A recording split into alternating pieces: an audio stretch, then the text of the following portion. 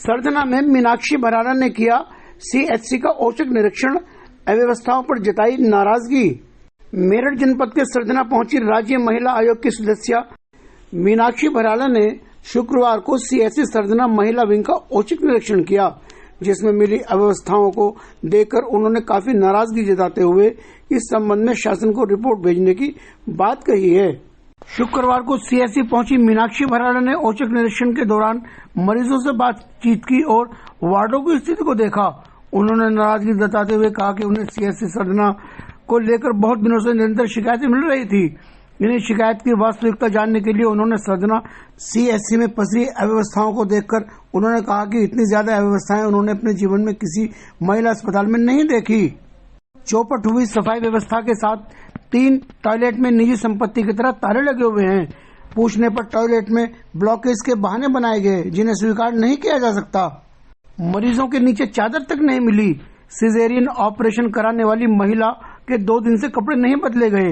मरीजों के टॉयलेट की सफाई तो दूर, उनमें लाइट तक नहीं है। डॉक्टर मीनाक्षी भराड़ा ने बताया कि यह भी शिकायत मिली है कि आशाएं यहां मरीजों को लाकर बड़े साहब के नाम पर उनसे अवैध वसूली करती हैं। इस संबंध में एक रिपोर्ट तैयार करके शासन को भेजी जाएगी। डॉक्टर मीनाक्षी भराड़ा ने इंचार्ज डॉक्टर के प्रति गहरी नाराजगी जताते हुए कहा कि 3 साल से यह तैनात होने के बाद भी अभी तक आप कोई व्यवस्था नहीं बना पाई है। उन्होंने चेताया कि अगर काम नहीं कर सकते तो अपने घर बैठें, ऐसे में उन्हें कोई हक नहीं कि वह वेतन भी ले। डॉक्टर मीनाक्षी भराड़ा ने कहा कि योगी मोदी सरकार में इतनी अच्छी व्यवस्था दी हुई है, लेकिन ऐसे अधिकारी धज्जियां उड़ाकर सबको फरीता लगाने में तुले हुए हैं। मरीजों को कोई देखने वाला नहीं। उन्होंने कहा कि मरीजों में खौफ का आलम यह है कि कुछ भी बताते या बोलते हुए डर सता रहा है कि कहीं उन्हें अस्पताल से निकाल न दिया जाए। डॉक्टर मीनाक्षी भराड़ा ने कहा कि इन अव्यवस्थाओं को लेकर एक रिपोर्ट तैयार करके शासन को भेजी जाएगी। इसी बीच डॉक्टर मीनाक्षी भराड़ा के पास पहुंची एक महिला एडवोकेट ने स्टाफ द्वारा 2500 रुपए लेने की बात भी डॉक्टर मीनाक्षी भराड़ा को बताई।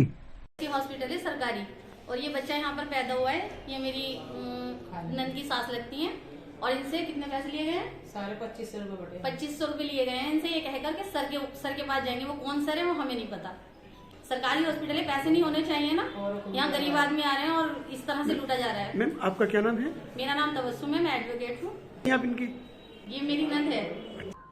सीएचसी सरधना की बहुत दिनों से मुझे बड़ी सारी कंप्लेन आ रही थी मरीजों के द्वारा, तो मेरा था कि एक बार जाऊंगी तो औचक निरीक्षण करूंगी। मेरी सेमो साहब से जब भी बात हुई उन्होंने कहा आपको जहां जाना आप ऐसे ही जाइए और मिलकर के कोशिश करते सिस्टम को सुधारने की। अब मैं यहाँ आई तो इससे ज्यादा अव्यवस्था मैंने आज तक अपनी पूरी जिंदगी में किसी भी महिला अस्पताल में नहीं देखी। ये महिला विंग है हमारे यहाँ सीएचसी हॉस्पिटल का। कोई कैसी भी व्यवस्था, सफाई, टॉयलेट्स में तो ताले ही लगे हुए हैं और 3 टॉयलेट में ताले हैं। इनसे कोई ये पूछे कि क्या इनके बाप ने खरीदे हैं टॉयलेट जो इन्होंने ताले लगाए हैं उनमें? कहना है जी बंद है, ये तो इसमें ब्लॉकेज था। इतनी गंदे गंदे एक्सक्यूज दिए जो कि बिल्कुल वैलिड नहीं है। मरीज के नीचे चादर नहीं है। आशाओं की शिकायत है, पैसे लेके यहाँ पे मरीजों को लाती हैं।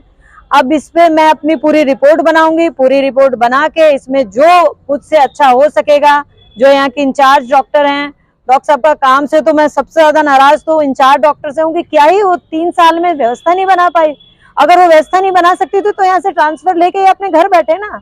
अगर मैं जिस काम के लिए अपॉइंट की गई हूँ मैं नहीं कर सकती तो मुझे बिल्कुल हक नहीं है वहां से तनख्वाह लेने का, वहां पे काम करने का। योगी जी, मोदी जी ने इतने अच्छे व्यवस्थाएं सरकार ने की हुई हैं और उसका व्यवस्थाओं का आप अगर अंदर देख लेंगे तो धज्जियां उड़ाई हुई है इस हॉस्पिटल वालों ने उन व्यवस्थाओं की।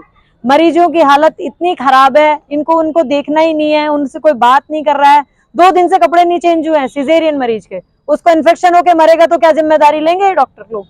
कोई जिम्मेदारी नहीं लेगा। इतना बुरा हाल है, बुरा देख के बहुत नाखुश हूँ। कुछ नाजायज तरीके से पैसे लेने का भी आरोप लगाया है। हाँ, यहाँ जो एडमिट है उन्हीं मरीजों का ये कहना है कि जो आशा उनको लाई है बड़े डॉक्टरों के नाम से पैसे मांगती है। 2500 रुपए लेकर के वो एडमिट है। अब वो ये भी डर में थी कि अगर मैंने आपको ये सच्चाई बताई है तो कहीं ऐसा ना हो कि हमें ये लोग अच्छे से ट्रीट ना करें और हमें यहाँ से निकाल दें हॉस्पिटल से। ये डर उस महिला को और सता रहा था। आप सोचिए कि जो मरीज के कमरे में टॉयलेट है उसमें लाइट ही नहीं है।